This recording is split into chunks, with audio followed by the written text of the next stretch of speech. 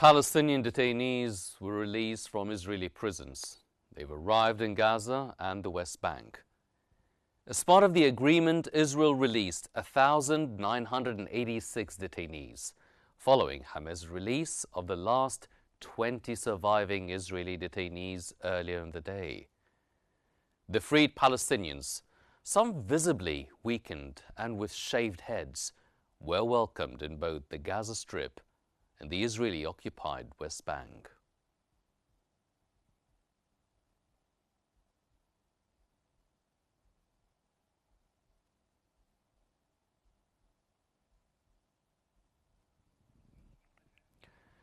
The Hamas movement has handed over all 20 remaining living detainees it was holding to Israel as part of the ceasefire agreement in the Gaza Strip.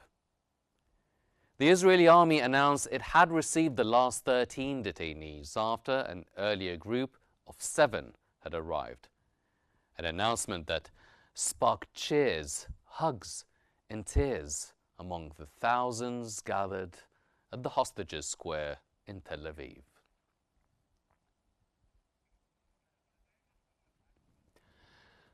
Hamas has hailed the ongoing detainee exchange with Israel as a major victory for Palestinians, calling it a great day, marked by the release of long-held detainees and a halt to the war in Gaza.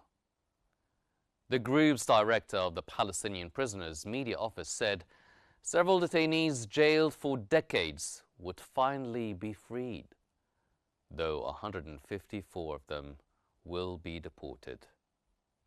He accused Israel of trying to evade its obligations under the deal, but stressed that the group had insisted on confirming the names of those released.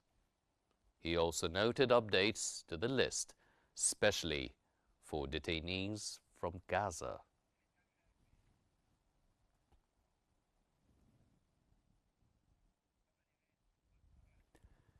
The Israeli Prime Minister Benjamin Netanyahu, though, has expressed deep gratitude to U.S. President Donald Trump for his decisive role in securing the return of Israeli detainees from Gaza. Addressing the Knesset, Netanyahu praised Trump's steadfast support for Israel, describing it as unparalleled by any previous American administration.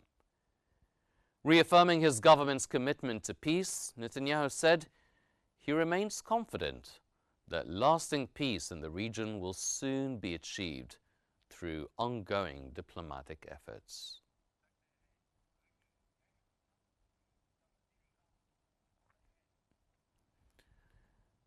On his part, the U.S. President Donald Trump has hailed the historic day, celebrating the return of 20 Israeli detainees from Gaza and the broader advancement of peace in the region. Addressing the Knesset, he expressed gratitude to U.S. envoy Steve Witkoff and allied nations for their coordination. Trump emphasized that this moment marks not only the end of conflict, but the dawn of a new Middle East era, citing accomplishments in halting wars, neutralizing nuclear threats, dismantling dangerous weapons, and strengthening Israel's security. He reaffirmed hope for lasting peace.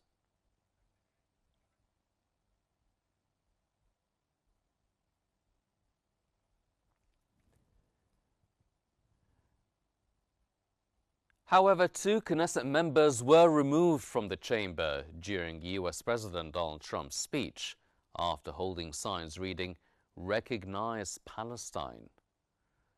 Arab lawmaker Ayman Odeh, head of the Hadash party, and Ofer Kasif, the only Jewish lawmaker in the Arab party, were escorted out for violating Knesset rules banning signs in the plenum.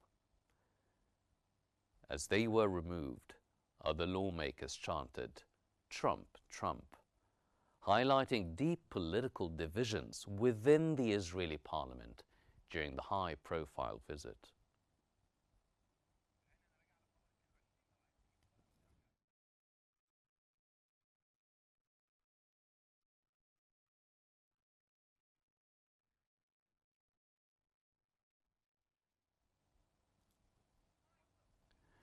British Prime Minister Keir Starmer and Qatar's Emir Tamim bin Hamad Al Thani have praised the historic ceasefire deal and vowed ongoing commitment to peace in Gaza and the wider region. Starmer highlighted the UK's readiness to assist with ceasefire monitoring and Hamas disarmament. He emphasized the need for all parties to uphold the agreement for the benefit of both Israelis and Palestinians. Tamim echoed the importance of sustained follow-up, stressing that establishing a Palestinian state is key to lasting regional peace. He reaffirmed Qatar's dedication to working alongside the UK and other partners to support Gaza's recovery and stability.